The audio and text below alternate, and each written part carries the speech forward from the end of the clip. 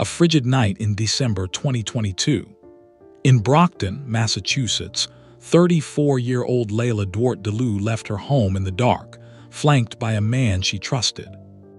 She was 2 months pregnant, a newly purchased engagement glittering on her finger. As she slid into that SUV at 2:30 in the morning, she must have known they weren't alone. Her fiancé was there along with a friend, one with a deeply troubling past. It was the last time Leila was ever seen alive. This was a senseless, brutal murder. You can't possibly preclude the possibility, since they've already had a taste of it once, that it would have happened again. Hi there, welcome back. Today's case takes us to Rhode Island, a story that isn't widely known but is as tragic as they come. Some aspects of this case seem straightforward, but as we dig into the evidence, you'll find there are a few unexpected turns before we reach the final verdict. Let's get into it. On the morning of December 21st, 2022, a fisherman in Coventry, Rhode Island, headed out to a local spot hoping to catch some trout. Carbuncle Pond is a scenic 39-acre body of water tucked within the Nicholas Farm Management area. It's a popular spot for fishing, hiking, and enjoying the nearby Moosup River. But that morning, the fisherman's plans were shattered. He didn't find trout. Instead, floating in the freezing water, partially surrounded by sheets of ice, was the body of a woman. State police rushed to the scene. Pulled from the pond was a dark-haired woman, estimated to be in her 30s. She was fully dressed except for her shoes and socks, and she had suffered severe, visible trauma to her head. Investigators didn't think she'd been in the water long. At first glance, the long wooden dock seemed clean.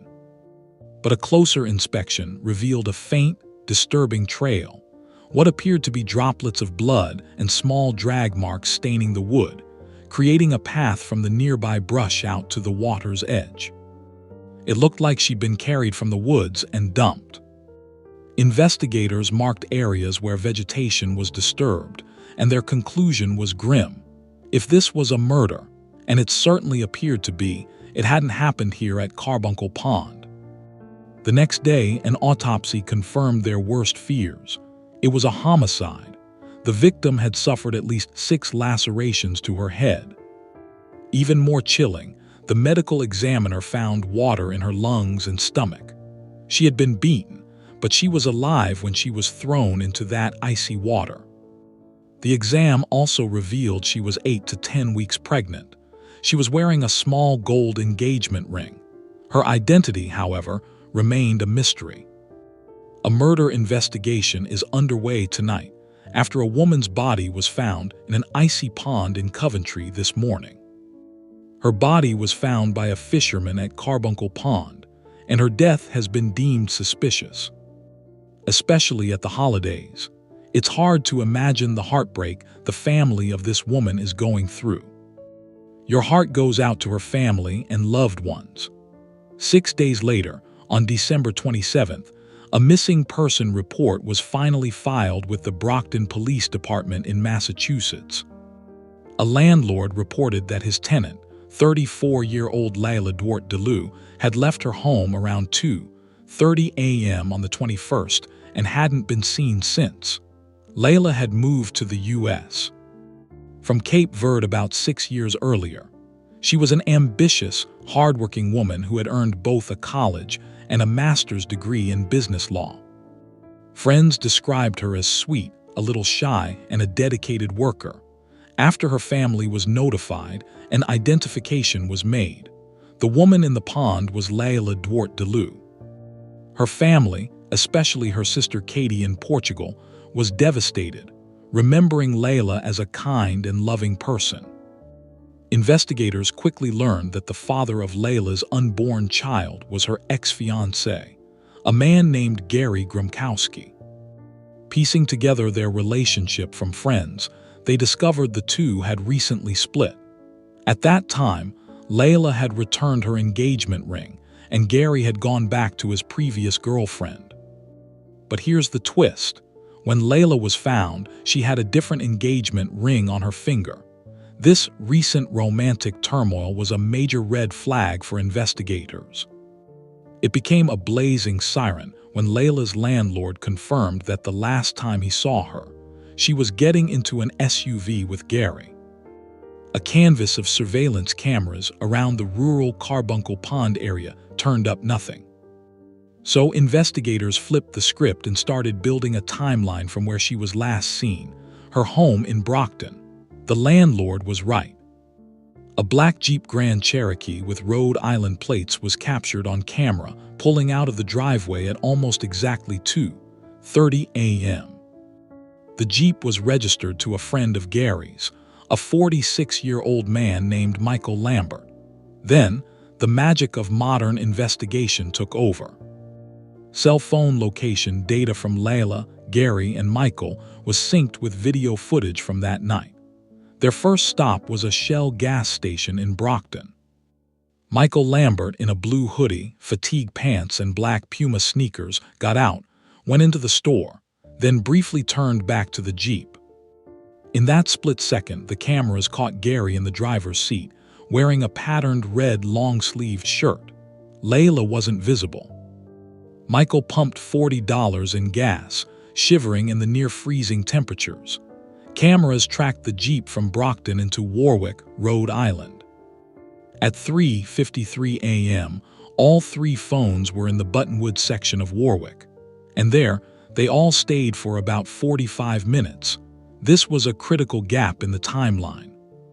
By 4:38 a.m., the phones showed them moving through Pawtucket and into Lincoln. When the Jeep made another stop at a 7-Eleven in Lincoln, only Michael was on camera.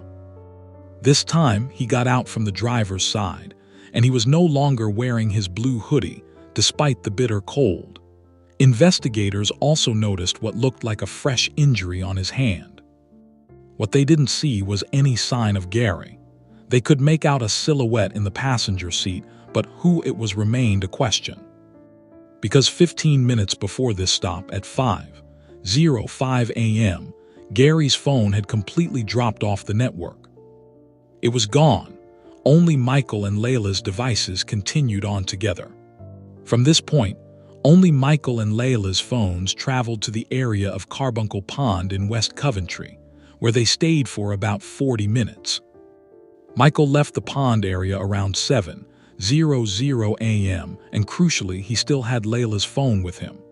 At 7:18 a.m., as the Jeep was spotted heading east, Leila's phone also stopped communicating.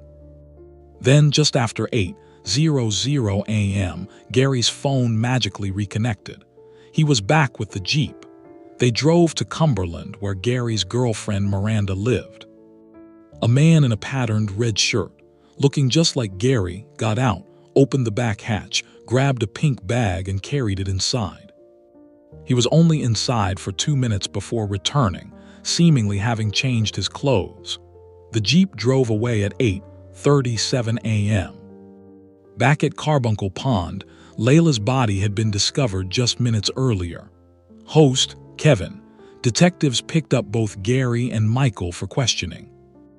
And this is where the story takes a darker turn. This wasn't the first time these two had been on the wrong side of the law. Gary had a record for robbery and felony assault. But his record paled in comparison to his friend, Michael Lambert. In 1994, when he was just 17, Michael and another man brutally beat and stabbed a homeless man to death on Thanksgiving Day. It was a senseless murder. A family member even told police that Michael had shown violent tendencies since childhood, including cruelty to animals. He'd been out on parole for only 9 months when Leila was killed. 2 young men from Providence are arrested, 19-year-old William Page and a 17-year-old juvenile. Police say both teens have long records. From our perspective, this was a senseless, brutal murder. You can't possibly preclude the possibility that it would have happened again. Gary lawyered up immediately. Michael, however, initially agreed to talk, but clammed up the second he was shown the photo of himself at the 7-Eleven. Both men were charged with first-degree murder. Phone logs showed a flurry of communication between them in the days before the murder. Prosecutors believed this proved they were hatching a plan. Their theory: Gary was caught between two women. He'd gotten Leila pregnant while still involved with his longtime girlfriend, Miranda. According to Gary's own mother, Miranda had given him an ultimatum, her or Leila, because he couldn't afford two families. Gary made his choice, and prosecutors believed he used his violent friend to eliminate the problem. Gary, however, had his own story. He took to social media with the hashtag #FreeGaryGromkowski, claiming Michael was a sociopath who acted alone. He said he had a solid alibi. He couldn't be placed at the murder scene or at Carbuncle Pond because he wasn't there. Gary's story went like this. He'd been at Leila's for 2 days. He'd proposed to her again with a new ring, hoping they could be a family. But Leila, knowing his heart was still with Miranda, refused. She told him to be a father to their child, but she would do it alone. After hours of talking, Gary called Michael around 1:30 a.m. for a ride back to Miranda's. When Michael showed up, he allegedly invited Leila to join them for a ride. Gary said he was furious. He couldn't show up at his girlfriend's house with his pregnant ex, but Leila agreed to go. He said they drove around, stopped for gas, and eventually ended up at a park in Warwick. The gate was closed. Gary says he wanted to go home. Michael said he wanted to stay and smoke a blunt. So Gary claims Michael offered to drive Leila home himself and then come back for Gary. Gary, not wanting to go all the way back to Brockton, agreed. He got out of the Jeep, leaving his nearly dead phone inside by accident, and started walking and smoking to keep warm, planning to be picked up soon. But with his phone in the Jeep, Michael couldn't find him. Gary claims he ended up walking and jogging for hours in the freezing cold, covering over 20 miles. He was just around the corner from Miranda's house when Michael finally spotted him. He jumped in, grabbed a pink bag full of Michael's clothes that he'd agreed to wash, ran inside to change because, he argued, it was a new day, and came back out. It was a story full of convenient holes. Why go for a drive at 2:30 a.m.? Why would he jog 26 miles in the freezing cold instead of waiting somewhere? And his alibi. He claimed he'd spoken to a young couple on the bike path who could verify they saw him. He said a former coworker named Ivan knew this couple, and they were willing to testify.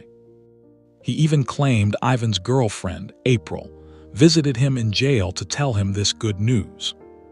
At the trial in January 2025, in an unusual move, 2 separate juries were seated, one for Gary, one for Michael. They heard the same evidence but would deliver independent verdicts. The prosecution's case was largely circumstantial but powerful. After the murder, the 2 men's actions were damning. Surveillance showed something being thrown from the Jeep in Pawtucket. Police recovered a single black size 12 Puma sneaker, just like the ones Michael wore that night. Later, the pair drove to a cemetery in Cranston, where police found a missing cargo mat from Michael's Jeep hidden in the woods. It tested positive for blood, though a conclusive DNA match couldn't be made. However, a sample from inside the Jeep's trunk did test positive for human blood, and DNA analysis showed a major contributor consistent with Leila Dwart Deloo. Then came the testimony that shattered Gary's defense. First, his ex-girlfriend Miranda testified. She revealed that internet searches on her phone made around the time of the murder included the query, "If I turn off location services, can my phone be tracked?" Prosecutors argued Gary, not Miranda, made those searches. But the final nail in the coffin was April Bateman, the woman Gary claimed brought news of his alibi witnesses. She took the stand and told the jury a very different story. She said Gary didn't ask her to deliver a message. He asked her to be a witness. He offered her money to lie and say she saw him on that bike path on the night of the murder. She refused. In his closing argument, Gary's lawyer pointed the finger at Michael. Michael's lawyer pointed right back, saying he was the fall guy because of his past, but he didn't have the intent to kill. The juries deliberated, and on the morning of January 18, 2025, they returned. Both juries, within minutes of each other, came back with the same verdict: guilty of first-degree murder and conspiracy. At sentencing, Gary continued to proclaim his innocence, firing his attorney and pleading with the court. Leila's family, who had flown in from overseas, watched in somber silence. Her sister told the court that Leila was thrilled to be pregnant, that she had wanted a family, and she had wanted that family with Gary Gromkowski. Gary Gromkowski and Michael Lambert were both sentenced to life in prison, and that was the tragic case of Leila Dwart Deloo. A young woman with a bright future, a new baby on the way, whose life was cut short by the two men she was with that freezing December night.